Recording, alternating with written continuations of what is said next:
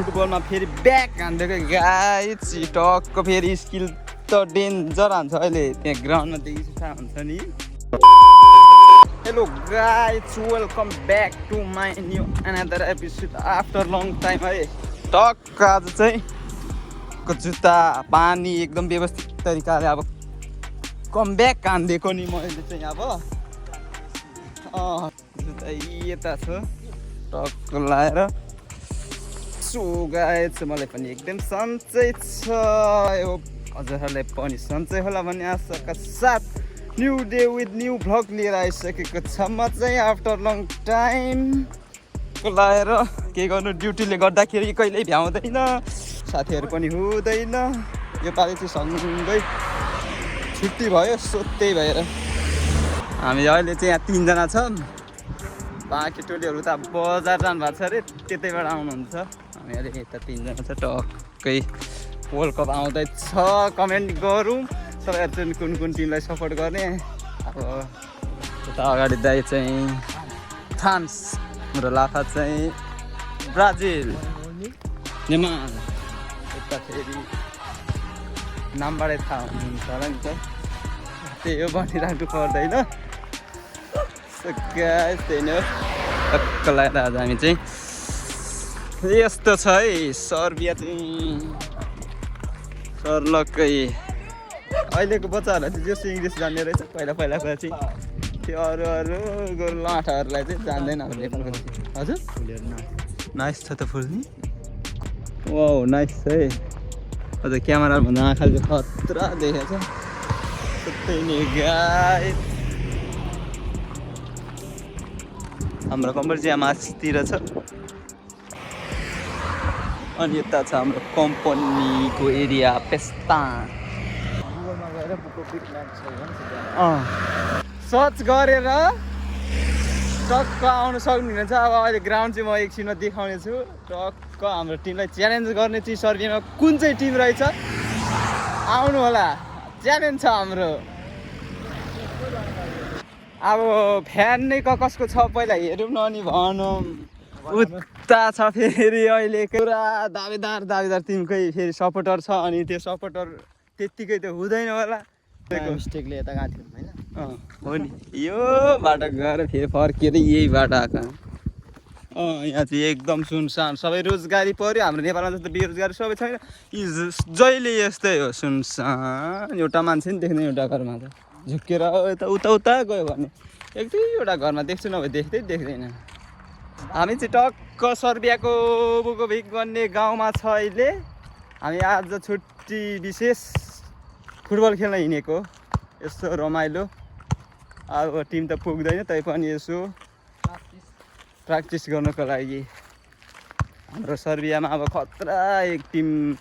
बनाउँदैछ हामी त्यसपछि यो सर्बियामा पुरै कहाँ म्याच हुन्छ गेम हुन्छ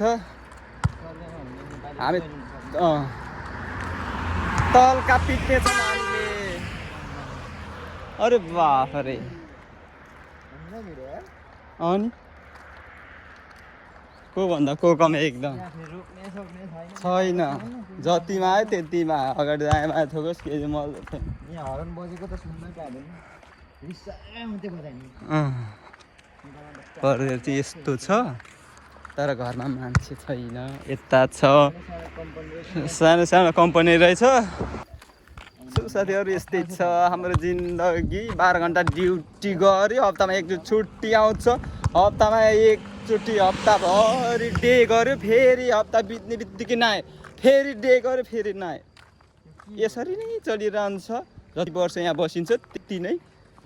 हो साथीहरू के गर्नु यहाँ चाहिँ के रोपेको यो अस्ति नै हामी आउने बेला यहाँनिर केही पनि थिएन लेडे थियो पुरै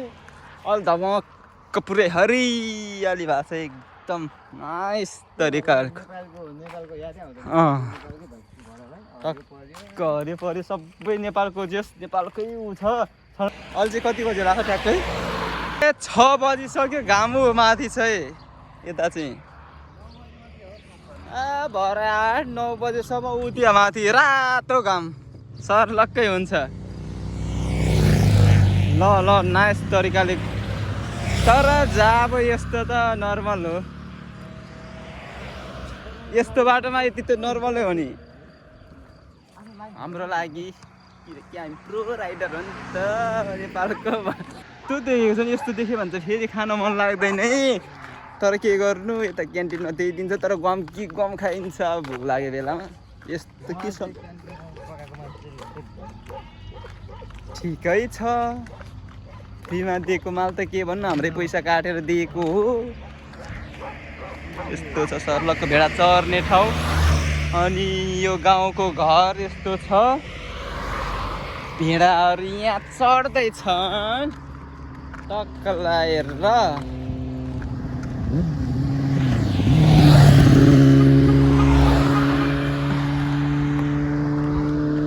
यस्तो बाटो छ अनि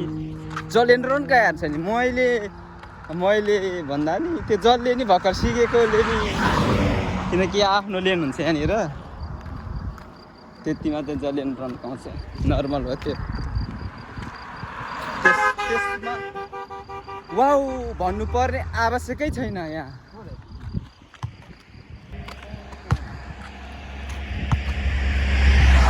अन्त लागिरहेको छ पनि मैले चाहिँ यो सेटअप लाएर चाहिँ किन आएको भन्दा अब त्यो गर्मी त छैन नि त यहाँनिर खासमा चिसो ठाउँ हो जति नै घाम लागे पनि बाहिर चाहिँ जाडो हुन्छ सो त्यही भएर गाइस हामी चाहिँ टक्क यता अब चिसो पानी सानी लिन आउँदैछ यता छ दोकान चाहिँ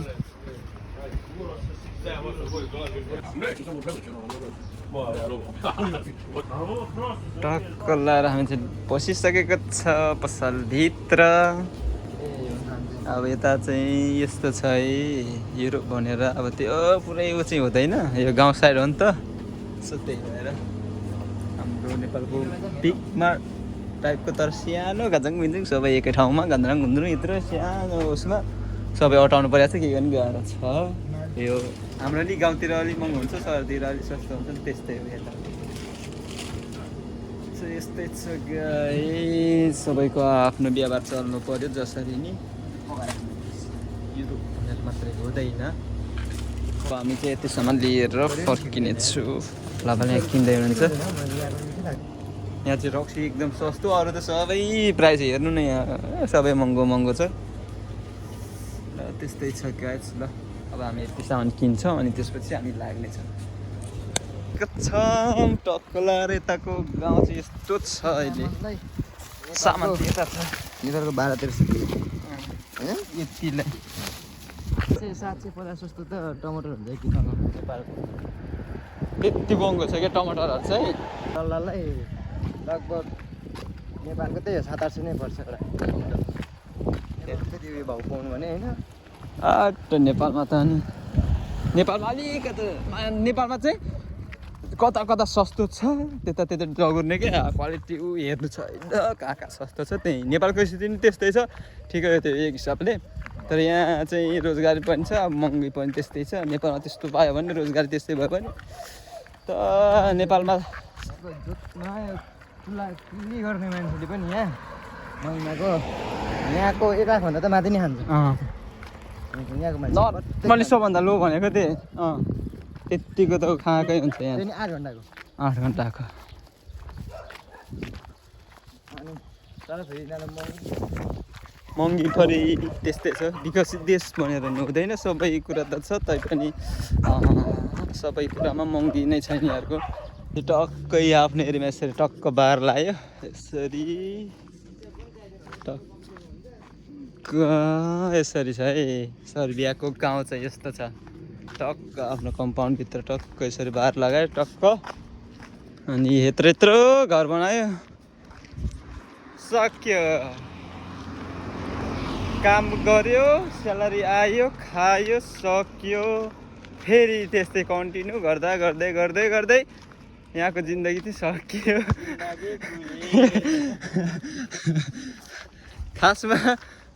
हेर्ने हो भने त हाम्रो नेपालको धेरै उ छ नि बुझ्यो भने चाहिँ तर त्यही हो व्यवस्थापन मात्रै हो नभए नेपालको धेरै राम्रो यहाँ चाहिँ अब यहाँ त अब काम गऱ्यो भने छ गरेन भने छैन हाम्रो त काम नगरे पनि छ नि त त्यो अप्सन छ हाम्रो चाहिँ टक्क मान्छेहरू चाहिँ खासै छैन अलिअलि यता छ यो स्कुल यता ग्राउन्ड छ आज हामी टक्क बल खेल्न आएको नाइस दामी टक्क देखेछ यहाँ चाहिँ अल्गो घर चाहिँ हुँदैन यस्तै हो सबैको यस्तै हो पुरानो भइसक्यो यसरी छोड्ने हिँड्ने अर्कोमा फेरि बनाउने त्यस्तै छ युरोप त अब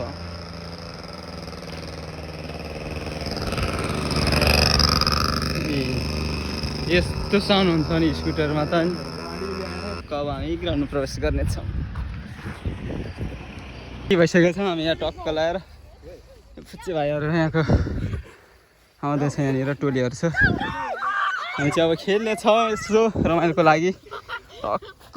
यत्रो जर्सी नभएर अलिकता अब भएको छ ठिकै छ तपाईँ नि हेलो साथीहरू हामी चाहिँ टक्क फुटबल खेलेर अहिले फर्केको अहिले चाहिँ कति बज्यो भन्दा कति 10 बजिसक्यो सो गाइस हामी चाहिँ फुटबल खेलेर फर्केको अहिले चाहिँ 10 बजिसक्यो हामी उता पसल गइयो फुटबल खेलेर आज बबाल रमाइलो भयो मैले भिडियो चाहिँ गरेको छैन आज क्यामेराम्यान नभएर हामीले म्याच खेलेको तर बबाल आउँथ्यो नि तर बबाल आउँथ्यो यार तर आज पुरा यहाँको सरबिन फुचे भाइहरू थियो हामी अनि थियो 3 जना हामी क्यामेराम्यान भइदैन क्या अब म त्यो जस ठिक्क क्लिप खिचेर हाल्थेँ भ्लगमा मेरो भ्लग नआएको नि धेरै भइसक्यो अब त्यो युट्युब च्यानल मैले त्यत्तिकै खोलेको त होइन तपाईँलाई त्यत्तिकै सब्सक्राइब गर्नु भनेको त होइन बेला बेला भिडियो आउँछ भनेर त गर्नुभयो तपाईँहरूले नि मैले त्यही भएर खोलेको त्यही हो यस्तै हो परदेशी जिन्दगी छुट्टीको बेलामा यस्तो रमाइलो है अब हाम्रो सेट जर्सी पनि आउँछ अब कमिङ सुन सेट अब हाम्रो टिमको टिम हामीले मिलाउँदैछ हाम्रो टिम आजबाट अलि फर्ममा आइसकेको छ फर्ममा नि यहाँ पोजिसनहरू मिलिसक्यो पोजिसन दिइसक्यो